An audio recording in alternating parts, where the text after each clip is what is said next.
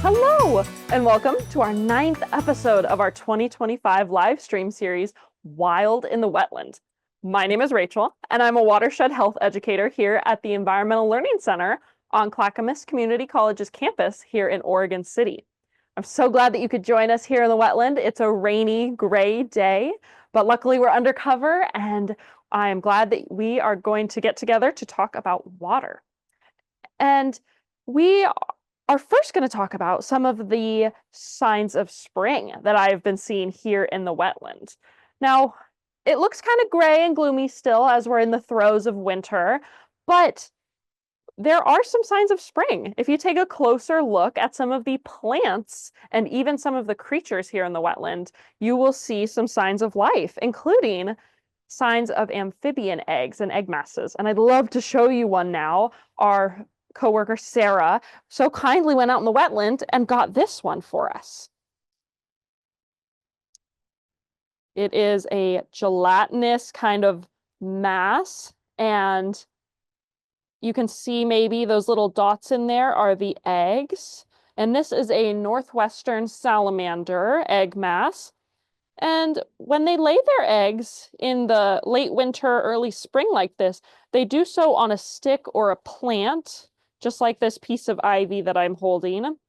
And these eggs will stay here for quite a while, and they eventually will grow up and hatch into little tadpoles, young tadpoles, and they'll grow up into salamanders. But it's a really interesting thing to see. It's very gelatinous, and you can feel the shapes of it. And so if you look carefully in the wetland during about this time in the season, you can actually see them from the shore's edge. But you definitely don't want to pick them up or go touch them, but it's fun once in a while to get a sample and to show everybody. Some other signs of spring I've been seeing are in the plants, and that includes this one right here. This is an Oregon grape. It is not only the state flower of Oregon, it's an important food source for animals. When these flowers up at the top, they will bloom, and eventually this plant will also give off some berries that will be eaten by lots of birds and other creatures. But to see all these blooms of flowers up at the top starting to come out, that was great to see here in the wetland. Another one we have is a type of rose plant here. And you can see the leaves starting to come out and bud. And eventually those little flowers, those little roses will start to bloom. And you can call them rose hips sometimes. They look like a little bud. And those also provide food for creatures here in the wetland. And they're quite beautiful to look at. Another plant that's one of my absolute favorites is an ozoberry. And it's one of the first plants that you'll see blooming out in the late winter. And first you'll see these leaves come out, kind of like this one here. And eventually it'll keep growing up, and these white flowers will also come out.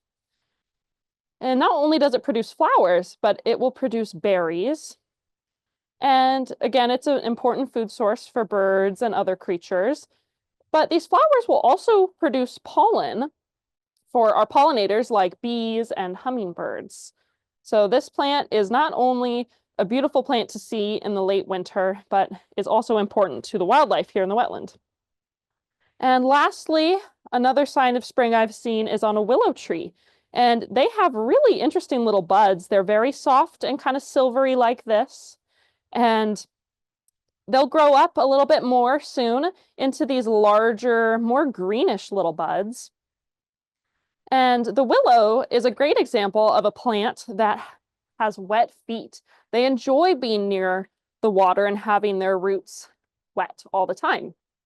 So that's another plant that is unique to our wetland area, and that is showing us that spring is in fact coming here to the wetland at the ELC.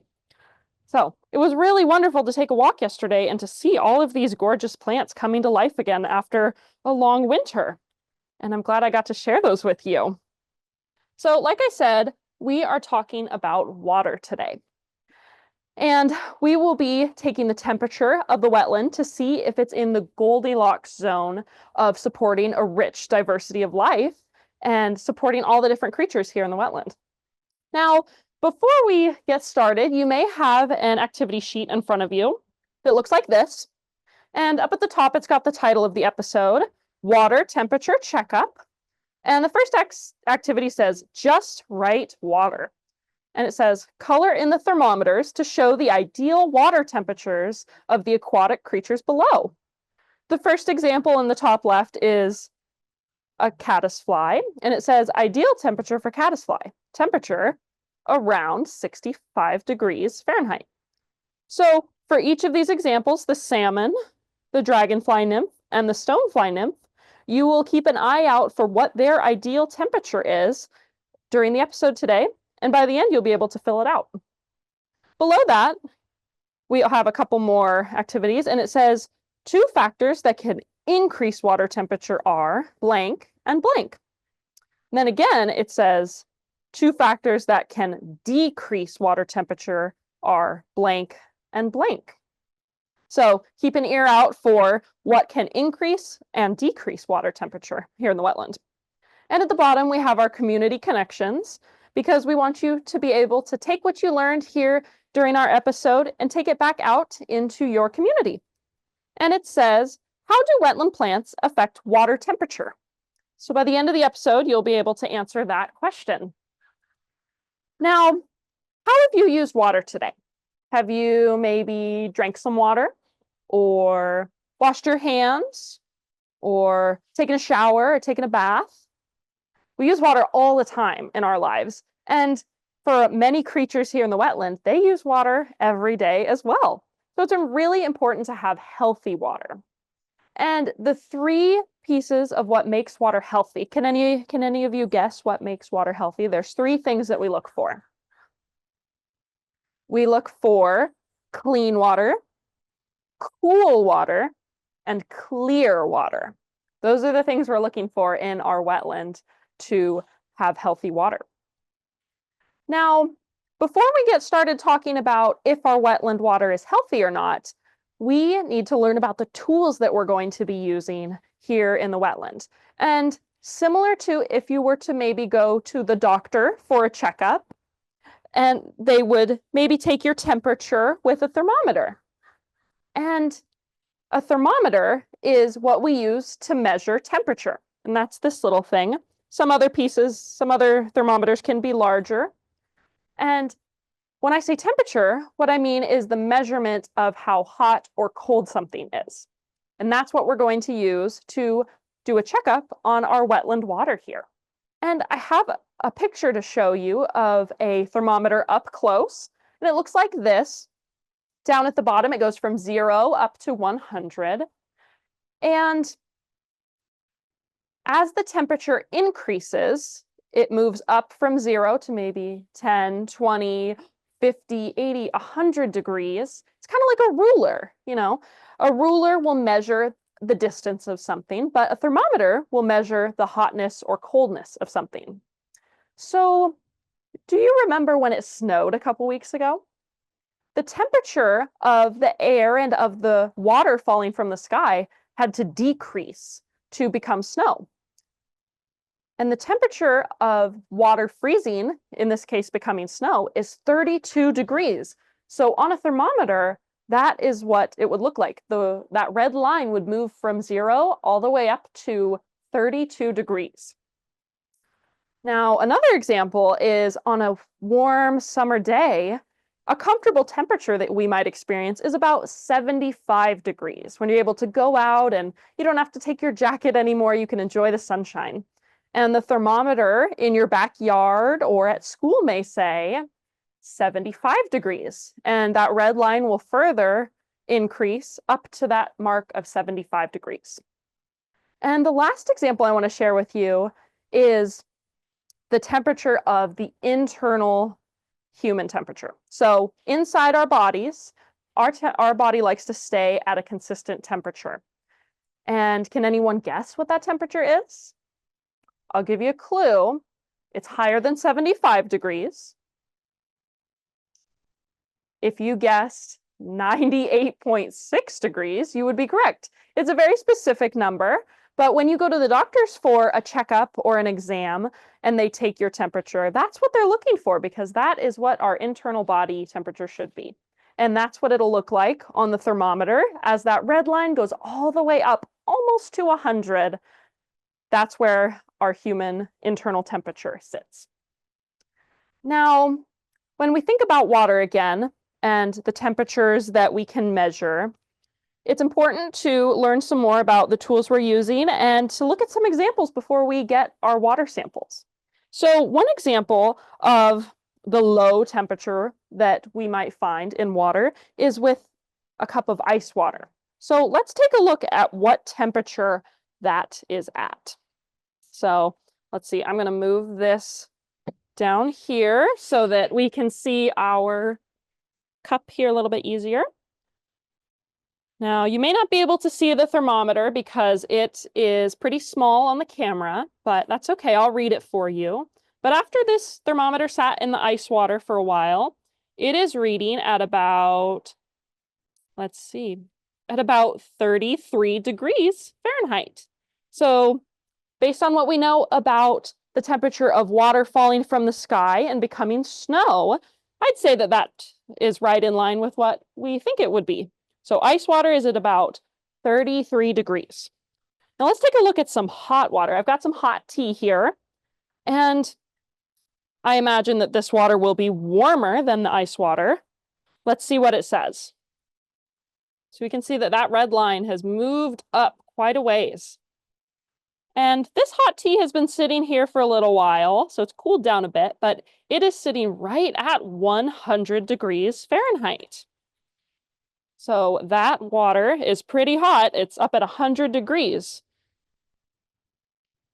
So now that we've seen what some of the lower temperatures and what some of the higher temperatures look like for water when we have it in these cups for different uses, let's go see what the water temperature might be in the wetland. And I have a special guest here, my coworker, Sarah. She so kindly went and got us some samples this morning already. Oh my gosh, I've stuck away. So I took 2 samples, one from site A in this bucket here, and one from, can you see that B?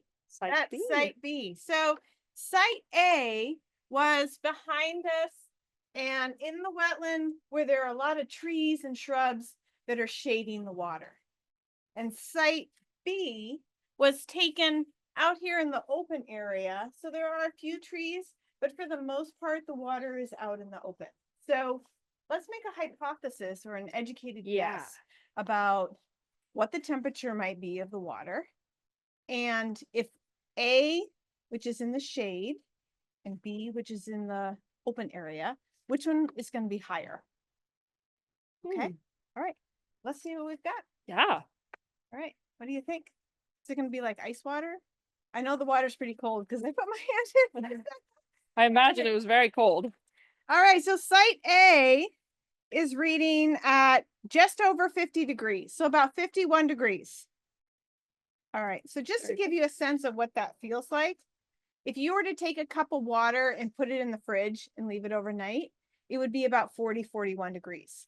So this is a bit warmer than that, but still pretty cold. All right. So that's in the shaded area. That's about 51 degrees.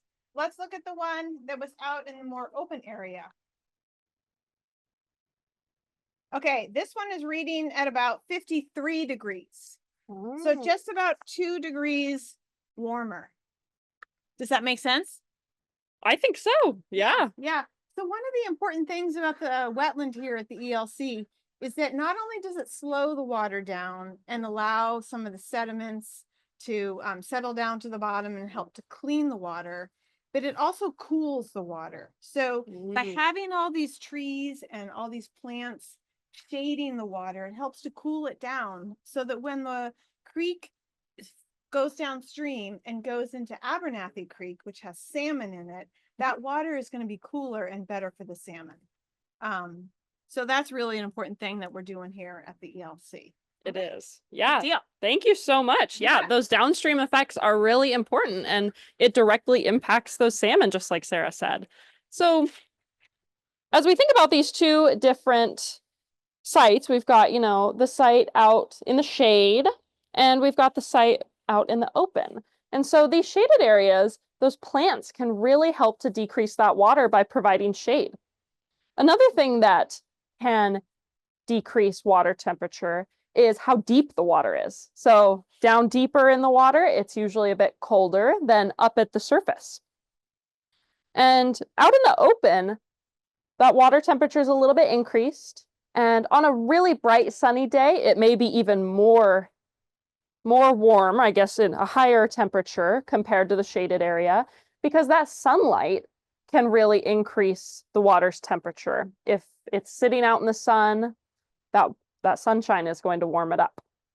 But the plants are really important here, just like we saw some of our signs of spring. Those leaves are popping out and those flowers, and it's really going to impact the water temperature. And just like we were talking about how we have other creeks and rivers here in Oregon City, I want to show you a quick graph of what Clackamas River water temperature looks like. Hopefully you can see it now. This was from 2022, and the graph shows the temperature of water over time through different months. And as we start in February of 2022, we hit a low point just below 40 degrees. And then as the sun comes out and the weather warms up through the summer, in August, we hit a higher point just above 70, maybe 75 degrees. And then as the season moves on, that temperature goes back down as we get closer to December. So it's really interesting to be able to measure water temperature and think about how that impacts the wildlife and the plants around us. For example, we have a dragonfly nymph. This is a macroinvertebrate, the young stage of one that you'll find here at the ELC in the water. And their ideal temperature is at about 50 to 80 degrees Fahrenheit. So they would be pretty comfortable today here at the ELC. And this is what an adult dragonfly looks like. You may be familiar with those flying around the top of the water in the summertime. Our next example is a stonefly larva, and that is another macroinvertebrate, and they are most comfortable at between 50 and 70 degrees Fahrenheit. So if they're in the water today, we're kind of on the lower range that they're comfortable in, but when it starts to warm up, they're okay with that too. And our last example is salmon, because like Sarah said, water temperature can really impact salmon, and even the water temperature upstream from where they are. It eventually flows down into their habitat. So we have to take care of our upstream water because it will eventually impact the downstream creatures like salmon. And they're most comfortable at colder temperatures, around 40 to 50 degrees Fahrenheit. So here at the ELC, that warmer temperature of around 50, that's where we're sitting today. But they often look for colder areas of the water, maybe deeper in the streams or the rivers. And salmon rely on that cooler water because they don't regulate their temperature in the way that humans do, where we can regulate our temperature internally. The salmon depend on the environment around them to help regulate their temperature. And they like that colder water. So that's why that cold water is important for the salmon. Now, it looks like we are about to wrap it up. We are running low on time. So does anyone have any questions for us? I'll give you a minute to think about it. We have some questions from before that people have sent in. And so we really appreciate when you send in questions. It's so much fun to get to interact and answer some of your burning questions here on the episode. Let's see. Oh, this is a great question from Jake in Milwaukee. And he asks, how long do the eggs take to hatch in young salamanders? It's a great question because we just saw an egg mass here today of a northwestern salamander. And it takes about 2 to 4 weeks for those eggs to hatch. So after they're laid, they'll stay in the water on that plant, and they will take between 2 and 4 weeks to hatch. And then we'll have those young salamanders swimming around in the water. So if you come back here to the ELC, maybe those egg masses will have hatched and you'll see some young salamanders swimming around. Good. Any questions from anybody live? Nope. That's okay. Well, I think that wraps it up for today. Thank you so much for joining me.